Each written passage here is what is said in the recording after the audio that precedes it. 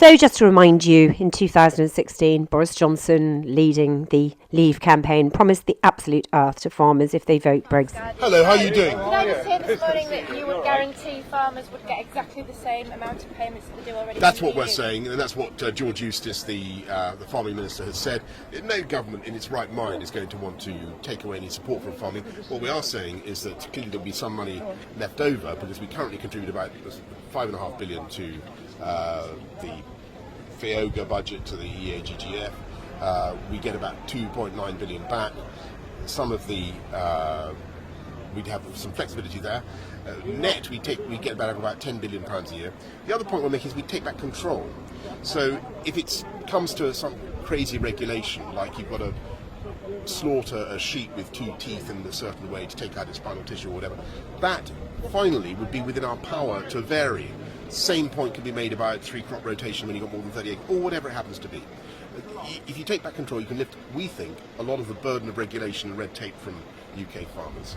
And plus you've got extra money to play with. And if people are anxious about the level of support, I want to give that reassurance. I think no government will want to. I'm sure David Cameron would say the same. I'm sure everybody would say the same. You'd want to make sure that a UK farming policy is supported agriculture in the way that it is currently supported. But the crucial thing I'd say is, how can anybody be sure, given the massive strains on the Brussels budget, given the crisis in the euro, given the economic disaster that's taking place in some parts of the EU, how can people be sure that the farming budgets from Brussels are actually going to be protected? And that's the question I would put back to those on the Remain camp. Excellent. Thank you. So once Boris got himself elected and got Brexit done, and there were problems with getting staff in the processes, which meant that pigs were backed up on farms. When asked by Laura Koonsberg on BBC, he suddenly wasn't such a big fan of British farming. In fact, he went as far as saying, it's held us back. Farmers are not able to sell their stock, and for some of them that is a very profound danger for them being able to run their businesses and pay their staff and pay their wages. You've got to do, what you can't do is government can't magic up changes to their systems overnight. People need to recognise that we cannot simply continue with models which have basically held this country back and held our economy back. So that's why.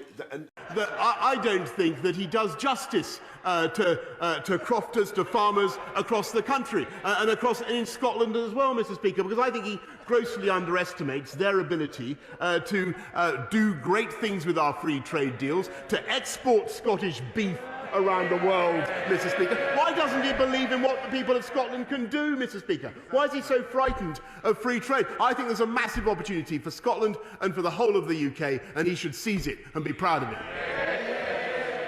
Going back to Ian Blackford. Ian? Thank you, Mr. Speaker. That was quite chilling.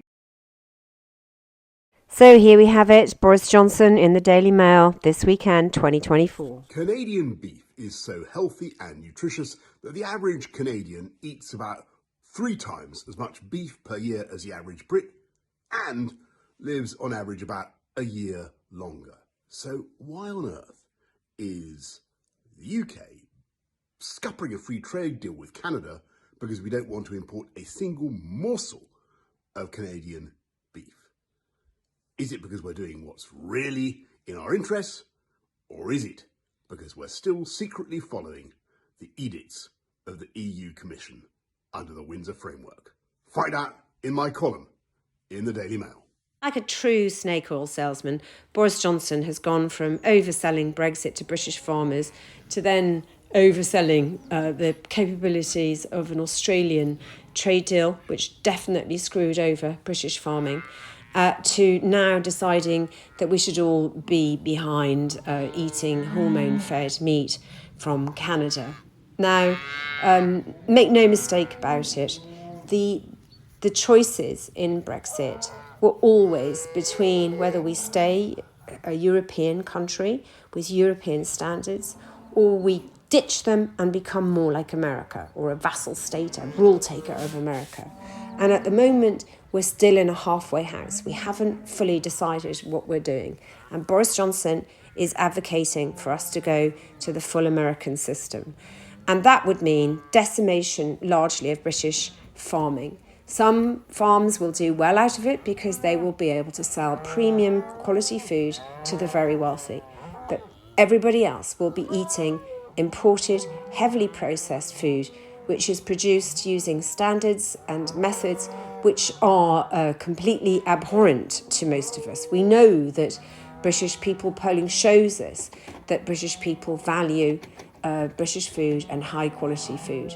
And really, the Remain campaign failed to get these messages about Brexit and food across, because we must remember that we are all what we eat. So we either have a very unequal country and an unfair country where only the rich get a good life from eating good food and everybody else gets to eat food which is really gambling with your life. And this election, that choice is there for us. I do believe that Labour want to remain close to the European Union. They've promised a veterinary agreement, and that gives me some confidence that we will be going back in or closer to the European Union, which for our food and our public health is the much better choice. And the real danger to us is another Conservative government coming in with their scorched earth policy. You've all been very naughty, escaping. And no, you can't go through this hole again that you made, because we're going to put an electric fence up and stop you all. You cannot go out there, not at the moment. You've got to stay here, being naughty. Thanks for watching. Don't forget to comment below. And if you haven't subscribed, please subscribe.